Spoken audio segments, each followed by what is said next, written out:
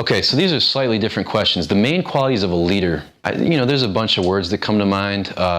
Courage, vision, team building, bringing out the best in people. So I think with vision, having an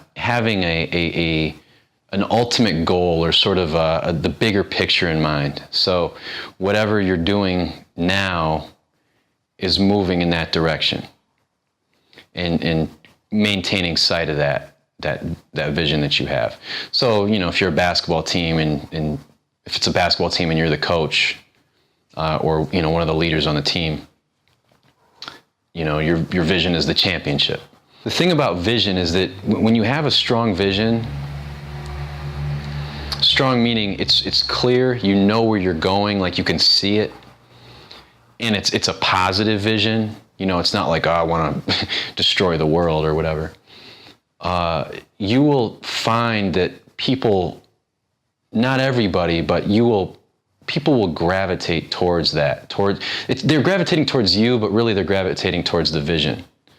So when you have a clear vision that is positive and will improve people's lives or make the world a better place, I think people will naturally be pulled towards that. And then the next step is, I would say, team building, where the people that are in your life that do want to contribute to your vision, you have the understanding of human psychology and the empathy and the awareness to boost up their confidence and bring the best out of them and find out what they're really good at and build their confidence about it and get them to do it even more and more, and sort of directing that towards this vision. I think a good leader almost tries to take himself out of the equation if he can, and make everything about the vision and about his team. So a good leader, it comes down to the fact that any significant human endeavor can't be done alone. Everything significant is done in a team, is a cooperative effort. We're social animals. So, a leader isn't trying to be the superstar. It's not about him. And, this applies with women as well. Guys will approach women or talk to women trying to impress the woman, trying to make it his show, bragging or on the flip side, being very timid and quiet, not knowing what to do or not even talking to the woman in the first place because he thinks it needs to be his show and he doesn't know how to do that. He's uncomfortable doing that. Well, the good news is it's actually way easier than you think. It's not your show. When you talk to a woman, you're team building. You're trying to find out what makes her awesome, and that's the reason why you want to add her to your team, your life team. The people in your life. Even if it's a casual thing, even if it's just maybe a little fling where you sleep together a few times, still, it's her energy, it's her personality, it's also her body, the way she looks. It's about her being sexy and you desiring her and wanting her in your life. Not needing her, but wanting her and sort of offering her your time and attention.